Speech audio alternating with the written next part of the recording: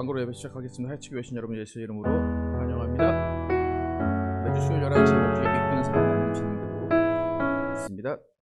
건축 관련해서 계속해서 그 시와 벨 카운티의 퍼밋 진행 중입니다.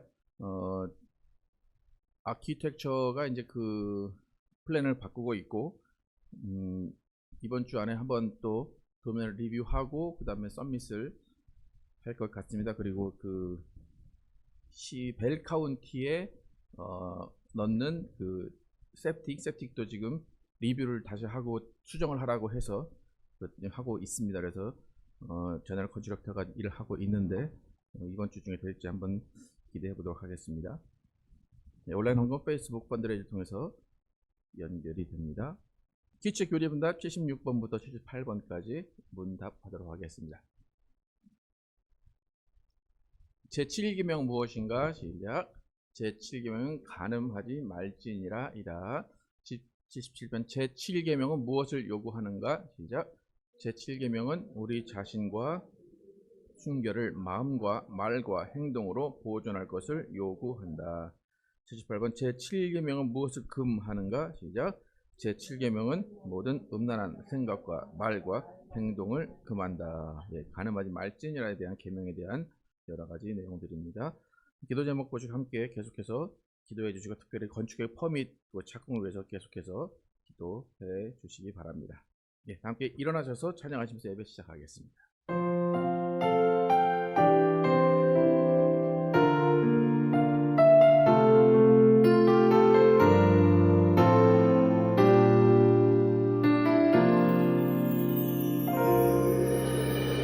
나는 하나님을 예배하는 예배자입니다.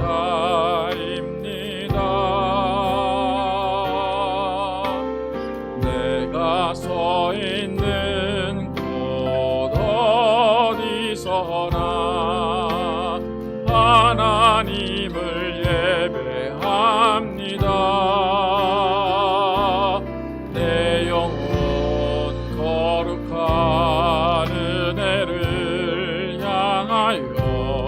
내 마음 완전한 하나님 향하여 이곳에서 바로 이 시간 하나님을 예배합니다.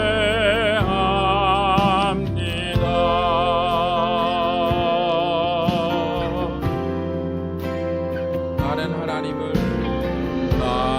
하나님을 예배하는 예배자입니다. 내가 서 있는 곳 어디서나 하나님을 예배합니다.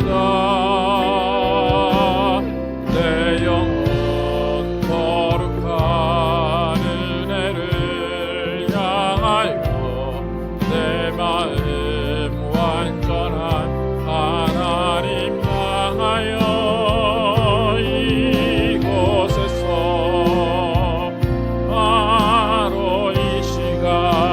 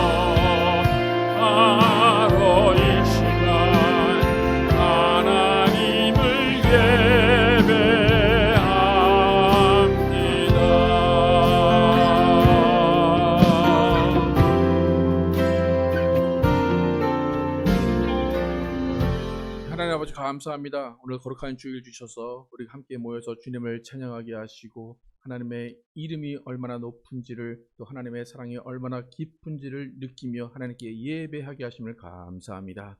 우리가 정말로 주님 앞에 흠 없는 사람으로 살게 도와주시기 원합니다. 그러기 위해서 먼저 회개하게 도와주시고 그 회개한 그 마음을 정말로 행동으로 옮기는 우리 삶이 되게 하여 주시옵소서. 또한 예수님께서 우리에게 그 명령들을 지켜 행하며 또 주님과 함께 살아가게 도와주시고 그 시작이 예배가 되게 도와주시고 그 시점에서 정말로 우리가 주님과 동행하는 삶이 시작될 수 있도록 인도하여 주시옵소서. 오늘 예배 가운데 성령으로 충만케 하시고 성령이 이끄시는 귀한 예배 될 줄 믿사오며 예수 그리스도의 이름으로 기도드렸습니다. 아멘. 함께 앉으셔서 주 예수 내 맘에 함께 찬양하겠습니다.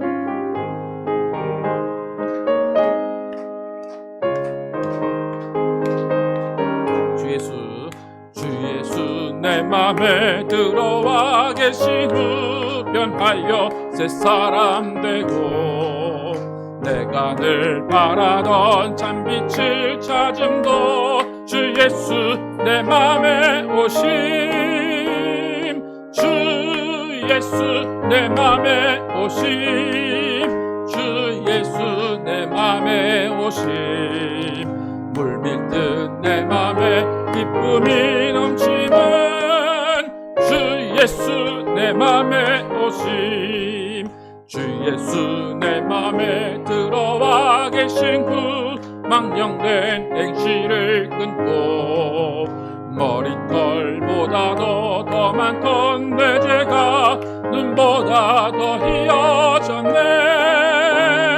주 예수 내 맘에 오심 주 예수 내 맘에 오심 물밀듯 내 맘에 기쁨이 넘치는 주 예수 내 맘에 오심 내 맘에 소망을 든든히 가짐은 주 예수 내 맘에 오심 의심의 구름이 사라져 버림도 주 예수 내 맘에 오심 주 예수 내 맘에 오심 주 예수 내 맘에 오심 불밀듯 내 맘에 기쁨이 넘치는 주 예수 내 맘에 오심 사망의 음침한 골짜기 가다가 밝은 빛 오련히 비쳐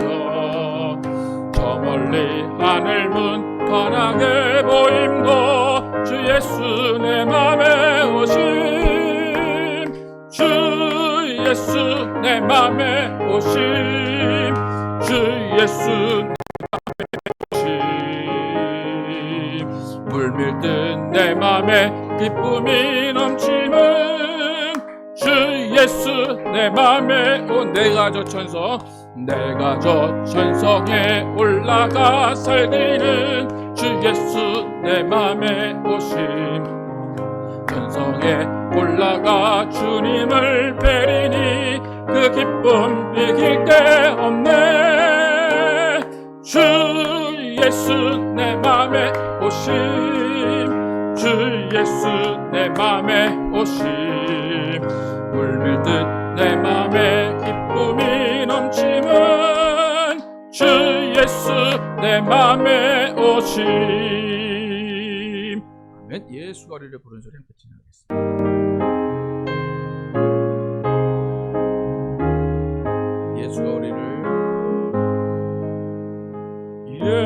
예수가 우리를 부르는 소리 음성 부드러워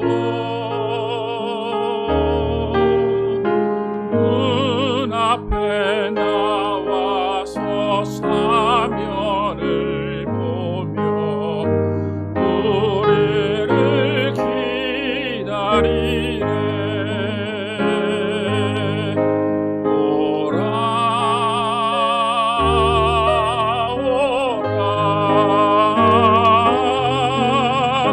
방황치 말고 오라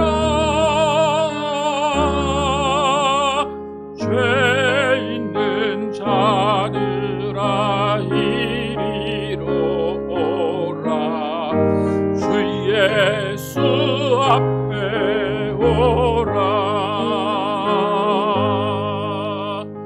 간절히 오라고 부르실 때에 우리는 지체하랴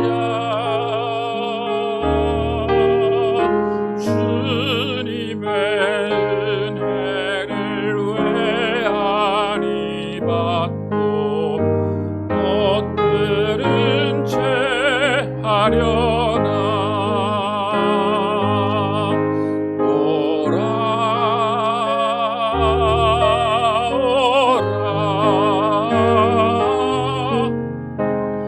방황치 말고 오라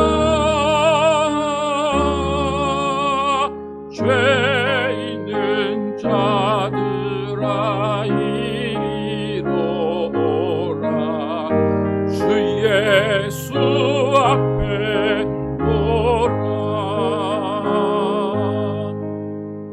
세월이 살같이 빠르게 지나 쾌락이 끝이 나고 사망의 그늘이 너와 내 앞에 둘리며 가리우네 오라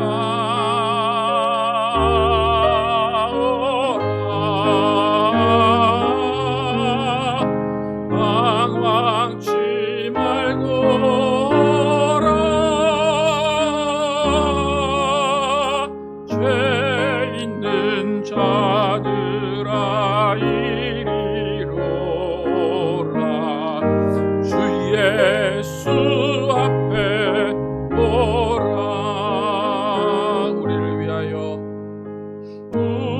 우리를 위하여 예비해 두신 영원한 집이 있어 죄 많은 세상을 떠나게 될 때 영접해 주시겠네 오라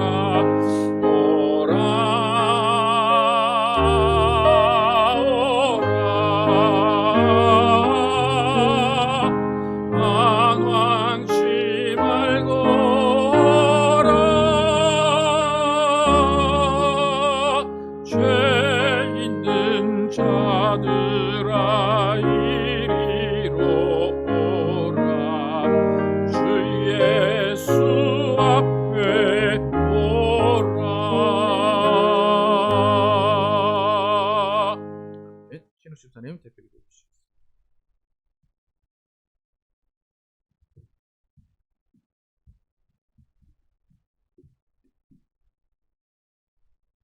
좋으신 아버지 하나님, 주님의 이름을 찬양합니다. 저희들에게 좋은 날과 건강과 여러 여건들을 허락하셔서 다 같이 모여 예배드리게 하시니 감사를 드립니다. 돌이켜보면 주님께서는 늘 저희의 생각을 넘어서 앞일을 예배하시고 가장 좋은 때에 가장 좋은 방법으로 일하시는데 믿음 없는 저희들은 때마다 시마다 불평하고 의심하며 주님을 탓할 때가 얼마나 많은지요. 지금은 이 일이 이루어져야 하고 그 다음은 저 일이 시작되어야 하고 일의 전후를 우리의 지혜로 계획하며 그 계획대로 이루어져야만 직성이 풀리는 우리들의 모습을 고백합니다. 사실은 우리가 생각한 대로 일이 진행되는 것이 좋은 것인지 나쁜 것인지 우리는 알 수 없습니다. 내 경험상 내 지식으로는 그것이 최선이라 생각하지만 그 결말을 우리는 장담할 수 없습니다. 앞으로 남은 우리의 인생에 얼마나 이렇게 주님과 줄다리기를 하며 나의 고집이 하나님을 이기기를 원하며 살아갈지 어리석은 이 죄인을 주님 불쌍히 여기시고 지혜를 주셔서 걱정되고 중요한 일을 만날 때에 내 생각을 먼저 앞세우다가 염려와 걱정으로 스스로를 괴롭게 하는 어리석음을 반복하지 말고 지혜의 근본이신 아버지 하나님의 뜻을 먼저 물어볼 수 있는 믿음이 있는 저희들이 되게 하옵소서. 아버지 하나님, 우리 형제 자매들의 생업을 축복하시고 영육 간의 강건함을 허락하시어 공동체를 섬기고 믿음의 형제 자매들을 섬기기에 부족함 없도록 풍성한 은혜를 허락하시고 우리의 자녀들을 또한 저희보다 더욱 축복하셔서 지금은 교회를 떠나 있거나 믿음 없는 모습일지라도 나중은 부모보다 갑절이나 아버지 하나님을 사랑하며 공동체와 형제 자매를 섬기는 착하고 충성된 종들이 되게 하옵소서. 아버지 하나님, 이제 겨울을 향해 갑니다. 올 가을과 겨울은 코로나 때문에 고생하는 우리 교인들 없게 하시고 막히고 닫혔던 모든 일들이 술술 풀어지게 하시고 특별히 우리 교회 건축도 속히 마무리되게 하시기를 원합니다. 오늘 말씀 전하실 목사님을 축복하시고 저희들이 드리는 예배가 주님 받으시기에 합당한 예배가 되기를 원합니다. 모든 말씀을 살아계신 예수 그리스도의 이름으로 기도드리옵나이다. 아멘.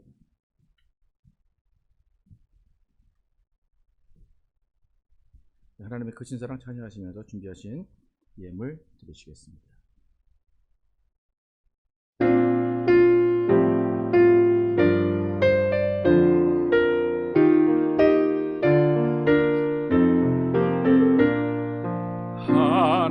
하나님의 크신 사랑 하늘에서 내리사 우리 맘에 항상 계셔 온전하게 하소서. 우리 주는 자비하사 사랑 무한하시니 두려워서 떠는 자를 구원하여 주소서. 걱정 근심 많은 자를 성령 감화하시며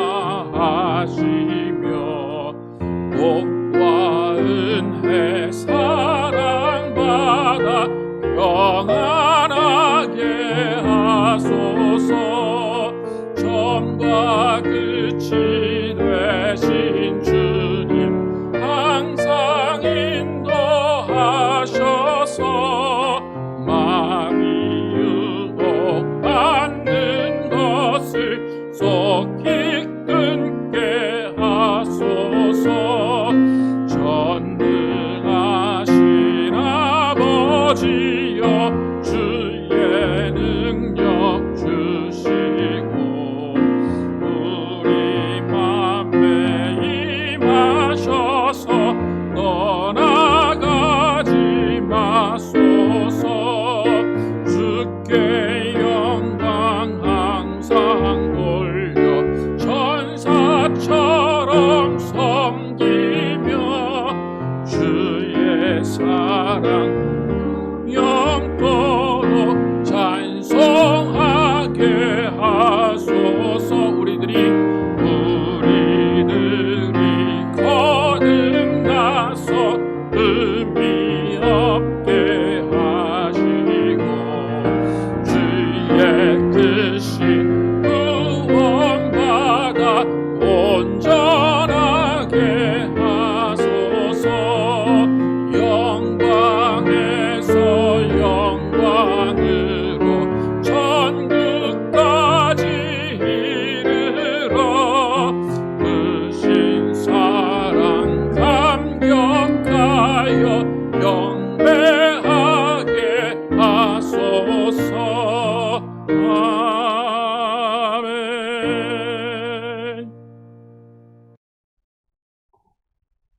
하나님 감사합니다. 오늘도 하나님 앞에 나오면서 빈소로 나오지 아니하고 하나님께 예물 드린 손길들 기억하시고 복의 복을 내려 주시길 원합니다. 온전한 믿음으로 물질을 구별해 드린 손길 기억하시고 그 가정에 하나님의 은혜와 사랑과 복으로 채워 주시기 원합니다. 또 하나님 앞에 나오면서 또 주일 헌금과 감사헌금 여러 가지 모양으로 드려진 손길들 기억하시고 각 가정마다 하나님이 주시는 은혜 가운데 살게 도와주시고 하나님이 주시는 평안 가운데 살게 하여 주시옵소서. 하나님이 물질에 어려움 당하지 않게 도와주시고 오히려 물질을 가지고 나누어주며 베푸는 우리 모든 가정들 될 수 있도록 하나님 도와주시옵소서. 오늘도 말씀 듣습니다. 이 말씀이 우리의 생각과 우리의 가치관과 우리의 모든 그런 믿음의 기준을 바꾸게 도와주시고 오직 하나님 앞에서 정말 그러한가 하여 또 성경을 상고하는 우리 모두 되게 하여 주시옵소서. 오늘 예배 가운데 하나님의 성령이 함께 하실 줄 믿사오며 예수 그리스도의 이름으로 축복하며 기도드렸습니다. 아멘. Our Father, which art in heaven, hallowed be thy name. Thy kingdom come, thy will be done in earth as it is in heaven.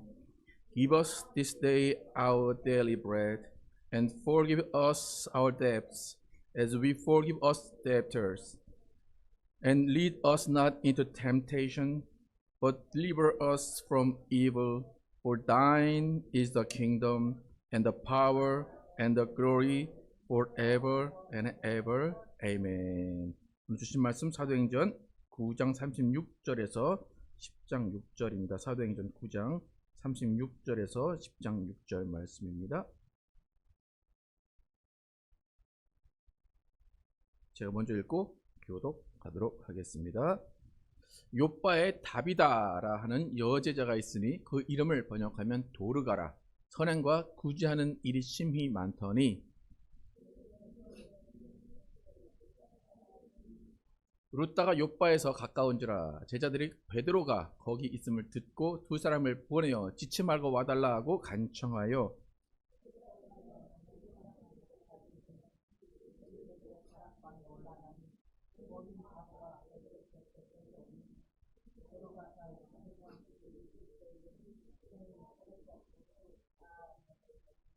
베드로가 사람을 다 내보내고 무릎을 꿇고 기도하고 돌이켜 시체를 향하여 이르되 다비다 일어나라 하니 그가 눈을 떠 베드로를 보고 일어나 앉는지라.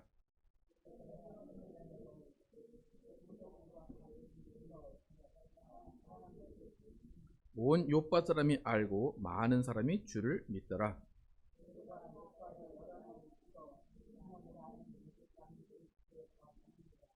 가이사랴에 고넬료라 하는 사람이 있으니 이달리아 부대라 하는 군대의 백부장이라.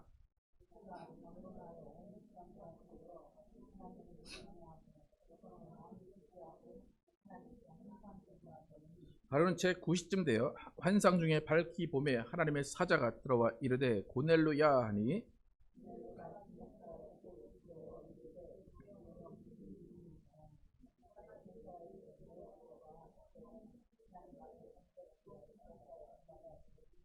내가 지금 사람들을 욥바로 보내어 베드로라 하는 시몬을 청하라. 함께 읽겠습니다. 그는 무두장이 시몬의 집에 유숙하니 그 집은 해변에 있다 하더라. 아멘. 크리스천의 믿음과 구제라는 제목으로 오늘 나누겠습니다. 지난주까지 교회가 가져야 할, 교회가 간직해야 할 본질에 대해서 세 가지에 대해서 나눴습니다. 첫 번째는 평안을 즐겼다. 평안의 시간을 즐겼다. 두 번째는 주를 경외했다. 세 번째는 성령의 위로를 나누었다. 이렇게 세 가지의 본질에 대해서 나눴습니다. 처음 예수님께서 승천하시고 성령이 마가의 다락방에 임한 그 이후로 예루살렘 교회가 시작이 됐고 예루살렘 교회를 시작으로 해서 또 그 예루살렘 박해로 인해서 사방으로 교회가 퍼져나가기 시작했습니다. 그래서 예루살렘에만 있을 줄 알았던 교회가 유대와 사마리아와 땅 끝까지 가는 계기가 되었습니다. 특별히 예수님께서 이방인의 사도로 이방인을 구원할 그릇으로 사울을 선택하시고 그 사울을 통해서 이방인의 교회가 세워질 것을 예수님은 계획하셨습니다. 그런데 바로 그 일이 이루어진 것이 아니라 사울은 3년 동안 아라비아에 체류하면서 자신의 사역을 넓힌 것이 아니라 오히려 자신을 돌보고 예수님의 말씀을 익히는 시간을 가졌습니다.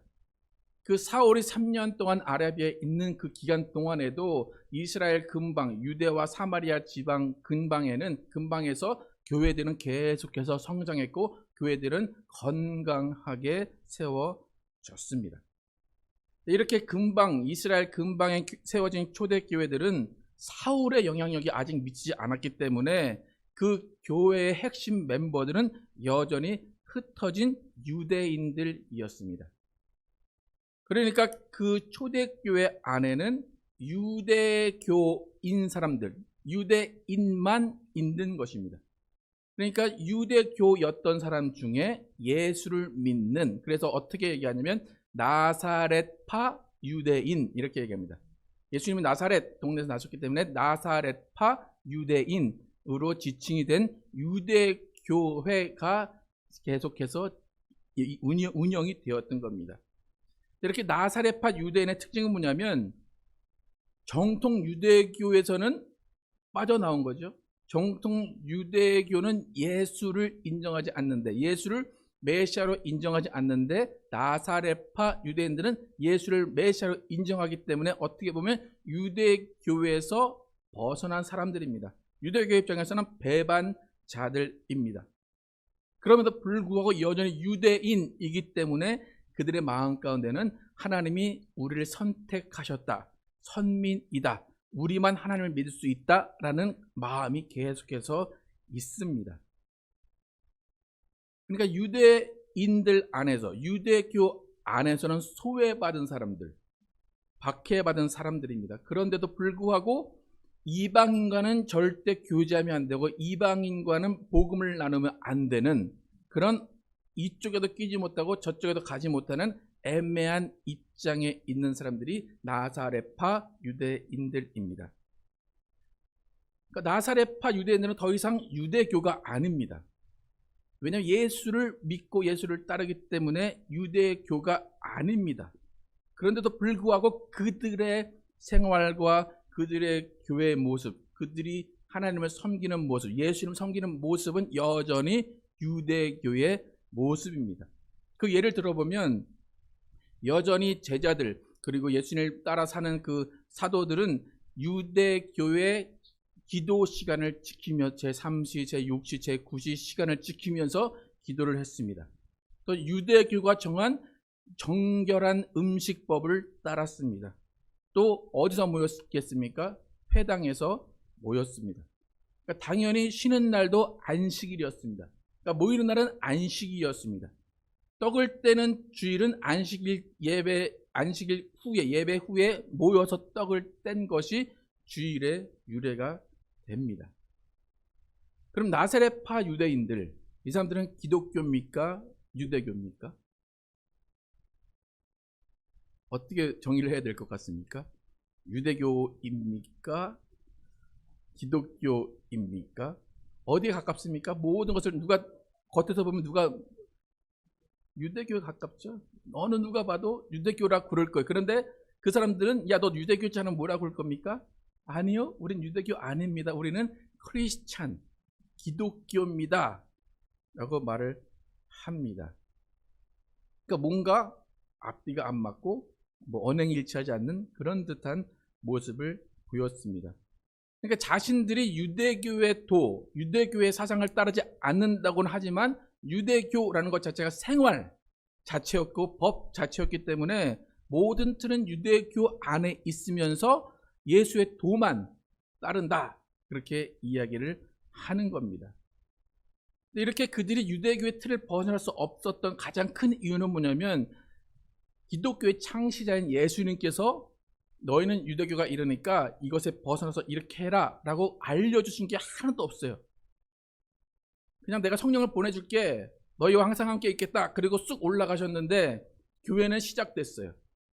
그러니까 이들이 할 수 있는 거는 예수님의 가르침은 받았지만 그 가르침을 함께 나누고 교회 생활을 할 수 있는 방법은 배운 것밖에 없어요. 유대교의 방식밖에 없다는 것입니다. 그러니까 이렇게 애매한 위치의 신앙생활을 했던 사람들이 나사렛파 유대인들입니다. 근데 지금 3, 4년의 기간이 지났어요. 교회가 세워진 지. 예수님은 그 기간 동안 성령님도 너희는 이런 교회 생활을 해야 돼, 유대인과 이렇게 다른 생활을 해야 돼 라고 알려주신 게 없다가 오늘 말씀 이후로 이제는 이방인과 또 유대인과 어떤 구별된 그런 삶을 알려주시고 기독교회가 유대교와 어떻게 다른가, 어떻게 달라져야 되는가를 오늘부터 예수님이 알려주십니다. 예수님께서 처음부터 구체적으로 유대교의 율법과 생활 방식을 벗어난 지침을 하달하지 않으시다가 갑자기 오늘 9장 그리고 10장에서 베드로에게 너는 이제부터 이렇게 해라 라는 가르침을 주십니다. 오늘 본문을 쭉 읽었지만 오늘 본문에서는 도르가라는 사람이 나옵니다. 그리고 고넬료라는 사람이 나옵니다. 이 사람들은 다 이방인입니다. 근데 이방인에게 베드로가 가서 말씀을 전하고 베드로가 이적을 베풀어서 그들이 예수를 믿게 하는 내용입니다. 그래서 오늘 내용은 도르가나 고넬료가 치료원 받고 그들이 구원받았다 그 내용이 아니라 성령께서 3, 4년에 지난 이 시점에서 초대교회가 변화되기를 원하시는 그 시점에서 베드로에게 다가오셔서 베드로에게 원하시는 것이 무엇인지, 베드로가 어떻게 바뀜으로 인해서 초대교회의 모습이 바뀌게 되는지 오늘 베드로를 중심으로 살펴보도록 하겠습니다. 그럼 베드로는 교회의 반석이 되는 고백을 한 사람입니다. 예수님이 어떤 고백 위에 내 교회를 세우겠다 말씀하십니까? 주는 살아계신 하나님의 아들이시고, 그죠? 살아계신 하나님의, 주는 그리스도시요 살아계신 하나님의 아들이십니다라는 고백 위에 교회를 세우겠다. 베드로가 그렇게 고백을 했습니다. 베드로가 지금 3, 4년 동안 수많은 교회들을 세워왔습니다. 그 이적을 베풀면서 전도를 했습니다. 그런데 베드로가 생각했던 교회는 단 한 가지 교회입니다. 누구의 교회일까요? 유대인의 교회입니다. 전혀 다른 민족의 교회를 생각한 적이 없습니다. 왜 그럴까요? 예수님도 어떻게 하셨습니까? 예수님도 이 땅에 계실 때 누구에게만 복음을 전하셨습니까? 유대인에게만 복음을 전하셨습니다. 이방인의 도시엔 들어가지도 않으셨어요. 유대인에게만 복음을 전파하신 분이 예수님이기 때문에 당연히 베드로도 교회가 세워진다. 예수님이 주는 그리스도시요 살아계신 하나님의 아들이십니다라는 그 고백에 교회를 세우시겠다 하면 당연히 어떤 교회일 줄 생각했겠습니까? 유대인들, 우리 선민들, 이스라엘 민족들의 교회가 세워지는구나 생각을 했습니다. 그리고 더 중요한 것은 뭐냐면 초대교회가 탄생하고 3, 4년이 흐르는 동안 이방인에게는 성령이 내리신 일이 없습니다. 그들이 예수를 주라 고백하고 침례를 받기까지 했습니다. 하지만 마가의 다락방과 같은 그런 성령이 임하셔서 방언을 말한 사건은 이방인에게 한 번도 일어난 적이 없습니다.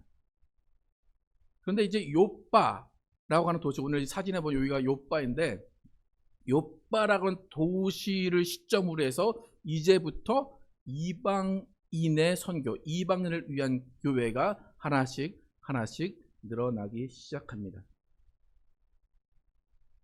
그러니까 이방인의 교회도 어떤 고백 위에 세워져야 됩니까? 주는 그리스도시요 살아계신 하나님의 아들이십니다.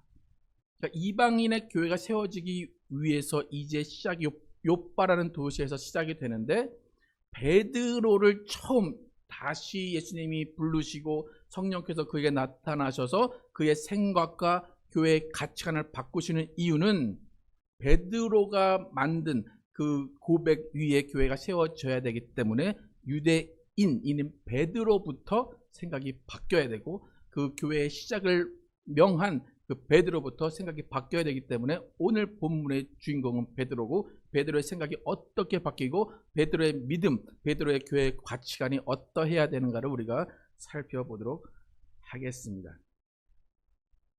이제 사도행전 교회는 오늘부터 더 이상 유대인의 교회가 아닙니다. 유대인만의 교회가 아니라 이방인과 유대인이 함께 있는 교회입니다.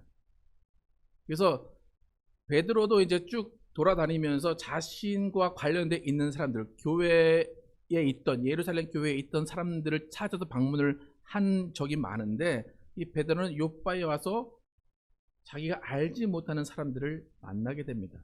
그 사람들 다 이방인들입니다. 요빠에 들어가서 도르가라고 하는 사람, 죽었던 여인을 살리는 이적을 베풉니다.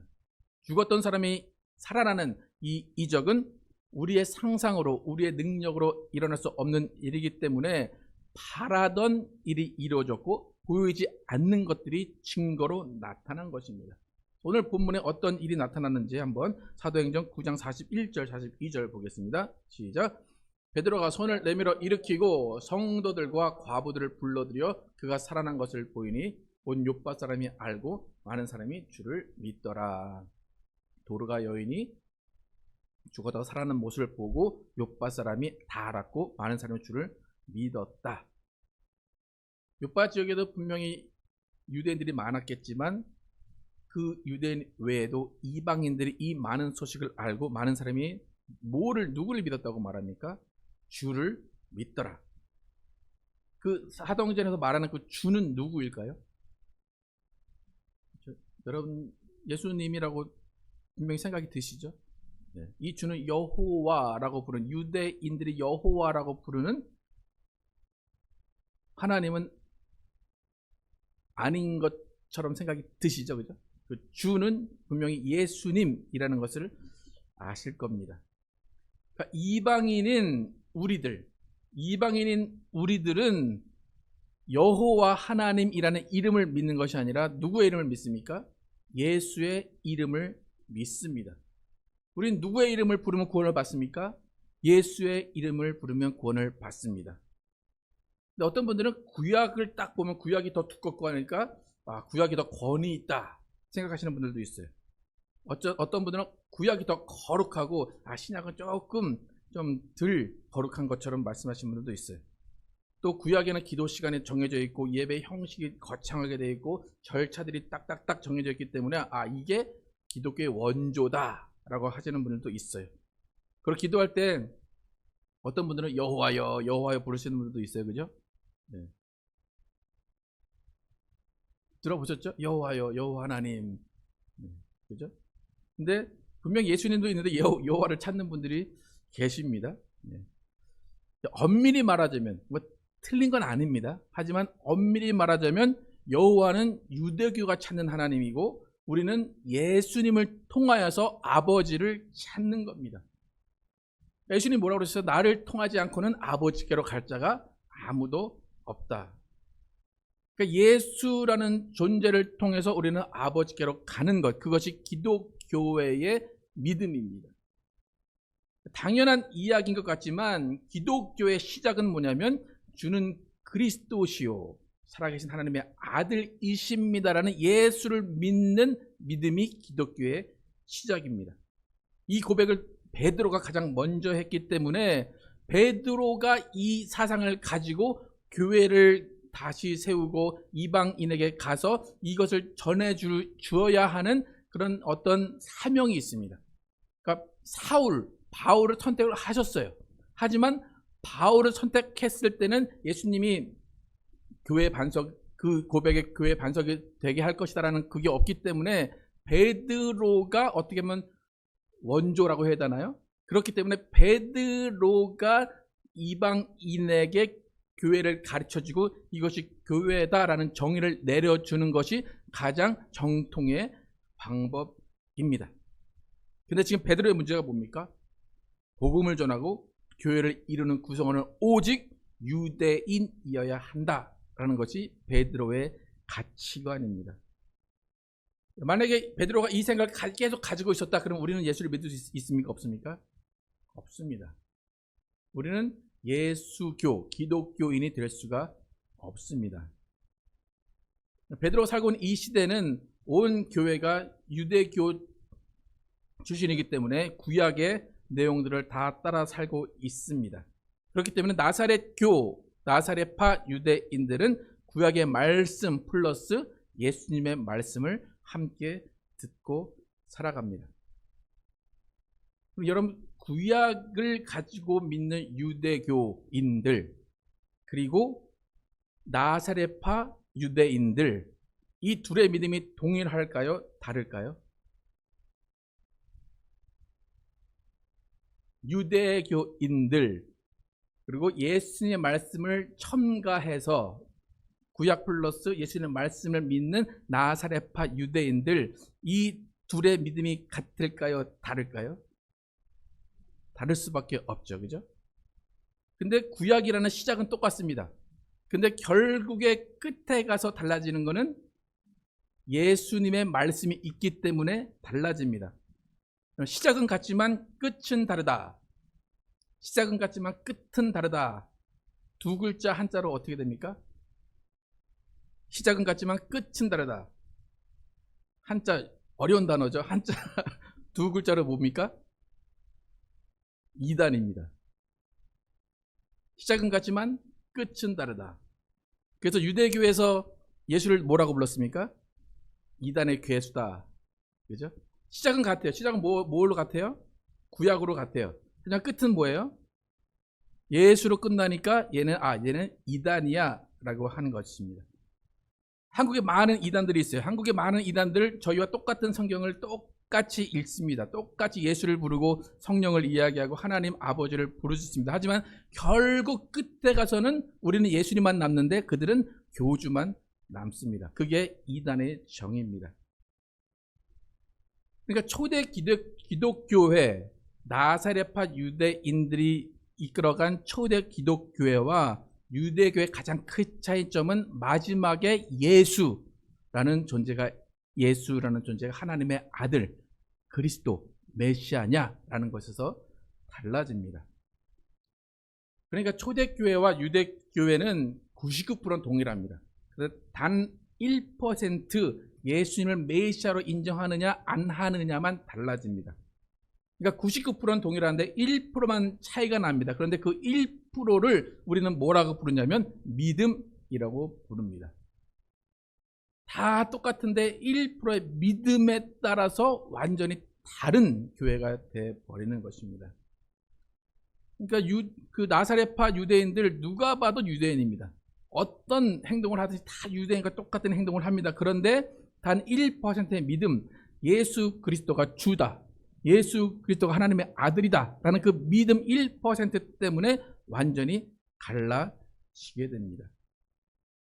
그렇다면 그 1%의 믿음이 과연 어떻게 차이가 나기에 그 1% 믿음 때문에 완전히 다른 종교가 되어버리냐는 것입니다. 히브리서 11장을 우리는 믿음장이라고 부릅니다.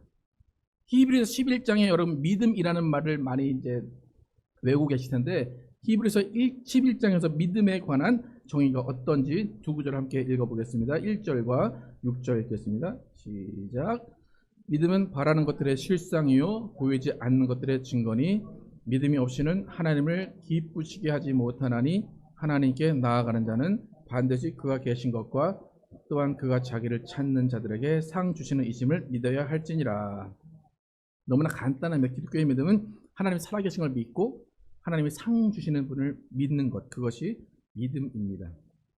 그러면서 11장 여러분 보시면 알겠지만 히브리서 11장에 쭉 믿음에 대해서 나열하면서 구약의 모세부터 아브라함부터 야곱부터 해서 쭉 믿음의 사람들이 어떻게 살아왔는지에 대해서 쭉 나열을 합니다. 그래서 여러분이 잘 아는 모든 사람들의 믿음이 거기 다 들어있습니다. 그래서 우리의 믿음의 조상은 누굽니까? 아브라함입니다. 이슬람의 믿음의 조상은 누굽니까? 아브라함입니다. 유대교의 믿음의 조상은 누굽니까? 아브라함입니다. 이상하지 않습니까? 당연히 유대교와 이슬람, 여러분 이슬람과 믿음이 똑같습니까 지금? 믿음의 조상이 근데 다 아브라함이에요. 뭐 어떻게 될까요 지금? 이 세 종교가 같은 믿음을 가지고 있는 겁니까? 아니라는 겁니다.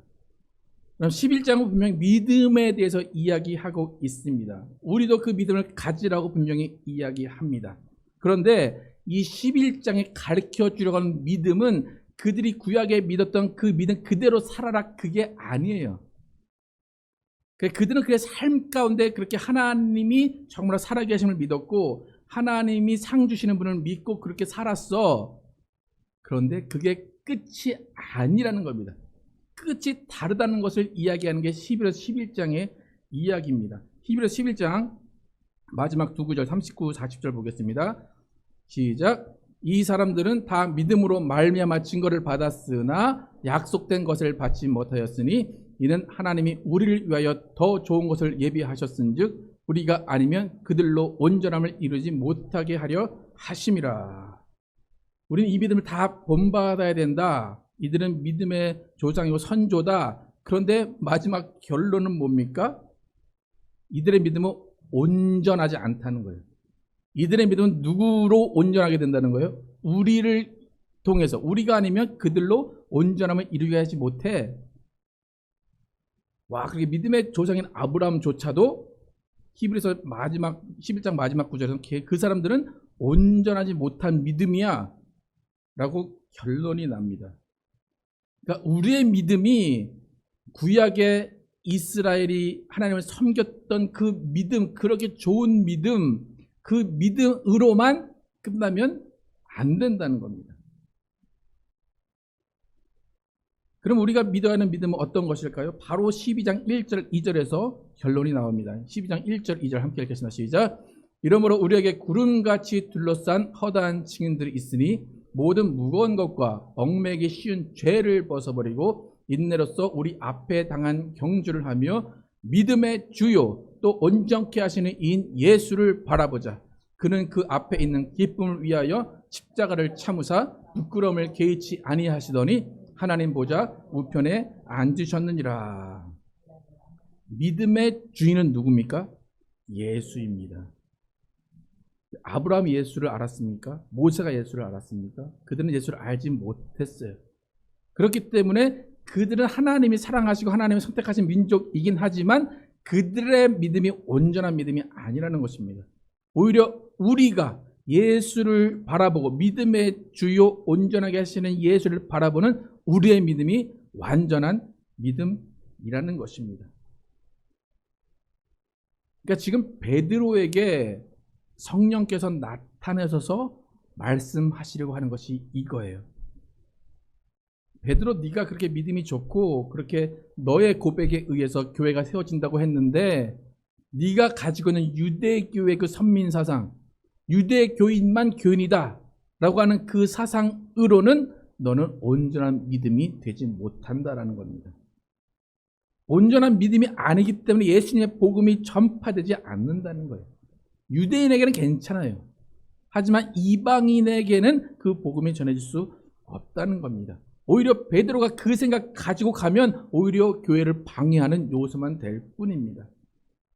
그러니까 베드로의 믿음과 신앙도 사실 그 당시에는 온 세계의 교회가 퍼져 나가는 데는 맞지 않는 신앙과 믿음이기 때문에 성령께서 그에게 나타나셔서 베드로의 생각, 베드로의 가치, 베드로의 교회를 생각하는 그 모든 것들을 바꾸시기 위해서 이방인들을 만나게 하신 거예요. 이방인을 만나서 성령을 받게 하고 이방인들을 만나서 이적을 행하고 이방인들의 말씀을 듣게 하는 것입니다. 오늘 읽지는 않았는데 그 내용이 다음 주에 살펴볼 내용 중에 쭉 있습니다. 여러분, 예수님께서 또 성령께서 베드로의 생각과 가치관과 그 모든 것을 바꾸려고 하시는 그 모습 가운데 우리의 모습을 한번 투영을 시켜 보시기 바랍니다. 2000년이 지난 신약 교회인 우리도 어쩌면 오히려 유대교의 방식을 그대로 갖고 있는 모습이 많지 않나 생각이 됩니다. 어쩔 때는 우리 교회의 모습 가운데 구약을 갖다 끌어다가 이 구약의 모습이 맞아 라고 할 때도 있고, 어떨 때는 초대교회의 모습을 가져올 때도 있고, 어떨 때는 예수님을 바라보기보다는 다른 세상의 것들을 바라볼 때가 많이 있습니다. 저는 기독교회의 믿음은 참 간단 명료합니다.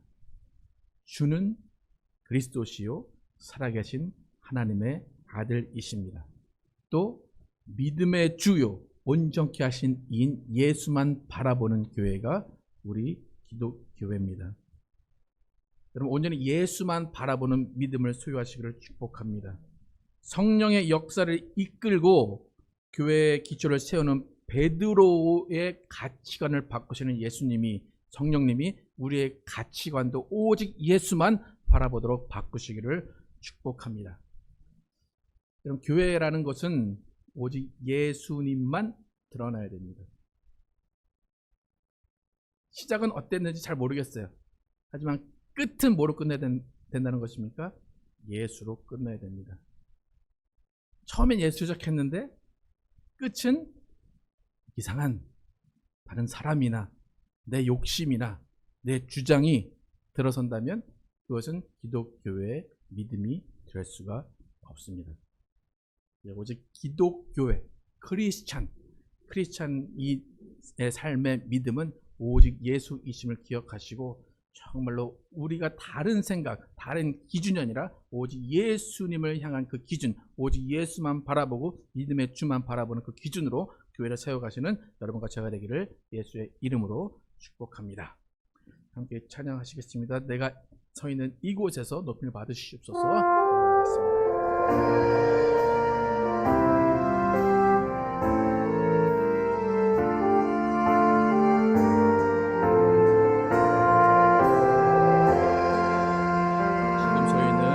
지금 서 있는 이곳에서 높임을 받으소서. 내가 밟는 땅 주님의 땅이니 하늘이 주의 이름 높이 올리며 넓은 바다가 주를 노래해 모든 만물 주를 경배해 모든 입술 주를 찬양해 천지를 만드신 만물의 통치자 높임을 받으소서. 내 평생에 주의 이름 높이며 어느 곳에서든지 주님을 예배하리라. 내가 밟는 모든 땅 아버지의 영광이 선포되어야 하리. 찬양하며 주님을 예배할 때 하늘 가득한 주의 영광 보리라. 나를 통하여 나의 입술을 인하여 주의 이름 높임을 받으소서. 지금 서 있는 이곳에서 지금 서 있는 이곳에서 높임을 받으소서. 내가 밟는 땅 주님의 땅이니 하늘이 주의 이름 높이 올리며 넓은 바다가 주를 노래해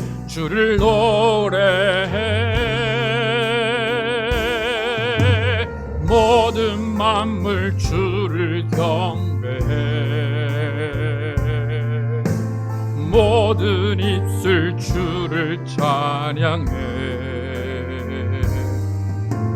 천지를 만드신 만물의 통치자 높임을 받으소서. 내 평생에 주의 이름 높이며 어느 곳에서든지 주님을 예배하리라. 내가 밟는 모든 땅 아버지의 영광이 선포되어야 하리. 찬양하며 주님을 예배할 때 하늘 가득한 주의 영광 보리라. 나를 통하여 나의 입술을 인하여 주의 이름 높임을 받으소. 내 평생에 주의 이름 내 평생에 주의 주의 이름 높이며 어느 곳에서든지 주님을 예배하리라. 내가 밟는 모든 땅 아버지의 영광이 선포되야 하리. 찬양하며 주님을 예배할 때 하늘 가득한 주의 영광 보리라. 나를 통하여 나의 입술을 인하여 주의 이름 높임을 받으소. 나를 통하여 나의 입술을 인하여 주의 이름 높임을 받으소서. 주의 이름 높임을 받으소서. 주의 이름 높임을 받으소서. 시간 기도하실 때 내 평생의 소원, 내 평생 할 일은 주의 이름을 높이는 것입니다. 주는 그리스도시요 살아계신 하나님의 아들이십니다라는 고백 위에 교회를 세우게 하시고 정말 믿음의 주요 온전케 하시는 예수만 바라보는 우리의 삶이 될 수 있도록 함께 기도하도록 하겠습니다. 아버지 도와주시옵소서. 아버지 우리의 삶 가운데 예수 그리스도가 주가 되게 도와주시고 믿음의 주인을 예수로 받아들이게 도와주시고 온전하신 예수만 바라보게 도와주시옵소서. 아버지 우리 가정의 주인이 예수가 되게 도와주시고 교회의 주인이 예수가 되게 도와주시고 오직 모든 것의 끝에는 예수만 남게 하여 주시옵소서. 아버지 사람의 생각과 사람의 판단과 사람의 결정이 남는 것이 아니라 사람의 이름이 남는 것이 아니라 오직 예수 이름만 남게 도와주시고 오직 예수의 이름만 전해지게 도와주시고 오직 그리스도시요 살아계신 하나님만 드러나는 우리의 삶이 되게 하여 주시옵소서. 아버지 교회가 이렇게 해야 된다, 교회가 저렇게 해야 된다는 기준이 많습니다. 그러나 오직 한 기준, 예수 그리스도가 주가 되는 교회가 되게 도와주시옵소서. 예수 그리스도가 주인 되는 교회, 예수 그리스도만 남는 교회가 될 수 있도록 하나님 인도하여 주시옵소서. 아버지 교회가 어떤 다른 것에 의해서 이끌려 가지 않게 도와주시고 오직 예수 그리스도 오직 한 분만으로 이루어져 나갈 수 있도록 인도하여 주시옵소서. 아버지 유대인을 선택하셨습니다. 유대인을 통하여 하나님이 예수 그리스도를 이 땅에 오게 하셨습니다. 그러나 그 유대인의 믿음조차도 온전한 믿음이 아님을 오늘 알게 되었습니다. 아버지 우리의 믿음, 예수 그리스도를 소유한 믿음이 온전한 믿음임을 고백합니다. 아버지 예수 그리스도를 소유한 믿음, 오직 예수 그리스도만 따라가고 예수 그리스도만 바라보는 믿음 되게 도와주시옵소서. 오직 예수만 의지하는 믿음 되게 도와주시고 우리 교회 가운데 예수만 남게 도와주시옵소서. 예수만 드러나게 하여 주시옵소서. 사람의 공로가 드러나지 않게 도와주시고 사람의 이름이 드러나지 않게 도와주시옵소서. 오직 예수만 남고 예수만 드러나고 예수만 있는 교회 될 수 있도록 인도하여 주시옵소서. 하나님 오직 예수로 인하여 살고 예수로 인하여 죽는 교회 되게 도와주시고 오직 예수로 인하여서 즐거워하고 예수로 인하여 슬퍼하는 교회 되게 하여 주시옵소서. 오직 주님을 찬양하며 오직 주의 영광이 선포되는 오직 주의 이름이 선포되는 교회 되게 하여 주시옵소서. 오직 하나님의 이름만 드러나는 교회 될 수 있도록 하나님 도와주시옵소서. 그래서 주시옵소서. 하나님 감사합니다. 유대인을 선택하셔서 하나님의 백성으로 만드시고 그 유대인을 통하여서 예수 그리스도가 이 땅에 오게 하신 하나님 아버지 감사합니다. 그럼에도 불구하고 유대인만 하나님의 민족이 아니라 유대인을 통하여 오신 예수님으로 말미암아 우리 모든 민족, 이방 민족까지 구원하시는 하나님의 은혜와 사랑에 감사합니다. 하나님, 베드로 교회의 근본되는 고백을 했습니다. 주는 그리스도시요 살아계신 하나님의 아들이십니다라는 고백을 했습니다. 그러나 그 고백 위에 세워지는 교회를 베드로는 유대인의 교회라고 생각을 했습니다. 유대의 교회는 3, 4년 동안 왕성하게 커졌습니다. 그런데 유대인의 교회만을 원하시는 예수님이 아니라 온 세계 이 땅 끝까지 교회를 세우시려는 예수님의 마음이 있고 하나님의 마음이 있었습니다. 베드로는 그 마음을 몰랐습니다. 베드로는 이방인과 접촉도 하지 않았습니다. 이방인은 예수님의 도를 전하지 않았습니다. 그들과 교제하지 않았습니다. 그 순간에 성령께서 그에게 나타나셔서 그의 생각과 가치관과 교회의 철학을 바꿔주십니다. 그래서 이방인에게 전도하게 하시고, 이방인의 병이 낫게 하시고, 이방인을 살리게 하시고, 이방인에게 침례를 주고, 이방인에게 성령 받는 일이 이제부터 일어납니다. 하나님, 우리는 2000년이 지난 지금 기독교회라고 모이고 있습니다. 그런데 2000년 지난 지금 기독교회의 모습은 어떻습니까? 믿음의 주요, 온전케 하신 예수만 바라보는 교회가 되고 있습니까? 아니면 사람의 방법, 사람의 목표, 사람의 가치가 지배하는 교회가 되고 있습니까? 너무 많은 지혜자들이 교회에 있습니다. 너무 많은 잘난 사람들이 교회에 있습니다. 그래서 많은 방법으로 교회를 세우려고 합니다. 그런데 끝에 남는 것은 무엇입니까? 교회가 분란이 일어나고, 교회가 예수를 증거하는 것이 아니라 자신의 건물을 증거하고 그들의 큼을 증거하는 교회가 더 많지 않습니까? 하나님, 우리의 믿음, 우리가 가져야 될 기독교의 믿음, 오직 예수임을 고백합니다. 오직 한 분이신 예수님만 드러나는 교회가 되기를 원합니다. 우리 안에 정말 주는 그리스도시요 살아계신 하나님의 아들이십니다는 고백 하나만 남는 교회가 되게 도와주시고, 가정 되게 도와주시고, 우리 각 개인 되게 도와주시옵소서. 예수 외엔 자랑하지 않는 사람들만 남아있게 하여 주시옵소서. 하나님, 정말 우리의 마음 가운데 오직 예수만 남게 하시고, 우리의 입에서는 예수 그리스도만 증거되게 도와주시고, 우리의 자랑이신 예수님을 찬양하는 우리 모두 되게 하여 주시옵소서. 하나님, 우리에게는 단순해지길 원합니다. 간단해지길 원합니다. 예수 한 분으로 끝나는 교회가 되기를 원합니다. 하나님, 정말로 베드로에게 정말 생각을 바꿔주신 것처럼 우리 가운데도 생각을 바꿔주시고, 교회의 기준을 바꿔주시고, 교회의 철학을 바꿔주시길 원합니다. 오직 예수만 다스리시는, 예수만 증거되고 예수만 주인 되시는 교회될 줄 믿사오며 예수 그리스도의 이름으로 기도드렸습니다. 아멘. 함께 일어나셔서 찬양하시고 예배 마치도록 하겠습니다.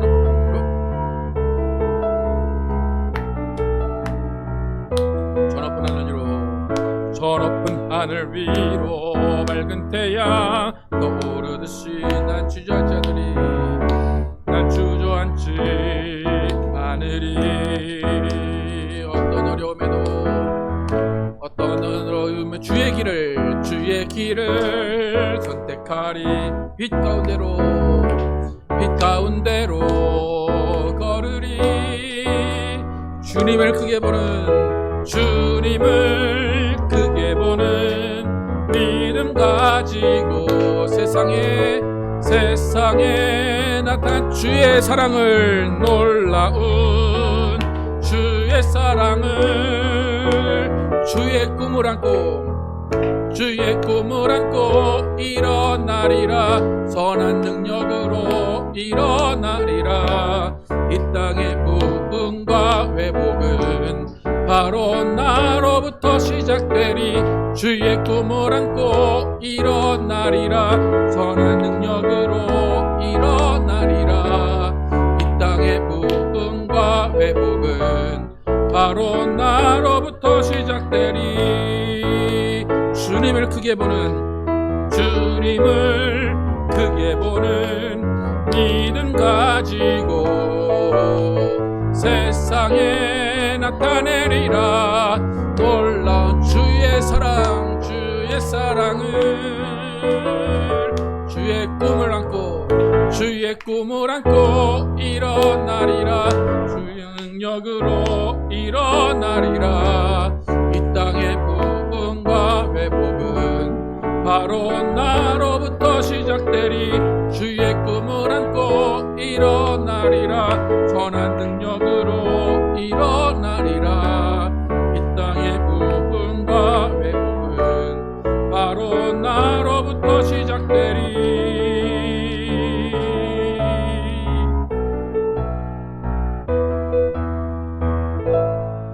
하나님 아버지, 우리는 매주 예배가 끝날 때마다 이 찬양을 고백합니다. 주의 사랑으로 일어나고, 주의 꿈을 품고 살고, 주의 나라를 위해서 산다고 말합니다. 그럼 과연 우리의 삶이 주의 꿈을 위해 사는지 나의 꿈을 위해 사는지 다시 한번 돌아보게 하시면 감사합니다. 주의 사랑을 품고 사는지 나의 욕심을 품고 사는지 다시 한번 돌아보게 하시면 감사합니다. 하나님, 우리 가운데 얼마나 예수가 있는지, 얼마나 성령의 음성이 우리에게 들려오는지 다시 한번 돌아보기 원합니다. 그러기 위해 정말 먼저 회개하게 도와주시고, 먼저 돌이키게 도와주시고, 먼저 말씀을 통하여 나를 비추게 하여 주시옵소서. 다른 교회, 다른 사람 보지 않게 도와주시고, 오직 예수만 바라보고 예수만 의지하면서 온전케 하시는 주, 믿음의 주만 바라보는 믿음 갖는 우리 교회, 우리 가정, 우리 모든 개인 되게 하여 주시옵소서. 이제는 우리 구주 예수 그리스도의 은혜와 하나님 아버지의 극진하신 사랑과 성령님의 내주심과 교통하심이 오직 믿음의 주요 온전케 하시는 예수만 바라보기로 결단한 모든 자들 위해 영원토록 함께 계시기를 축원하옵나이다. 아멘.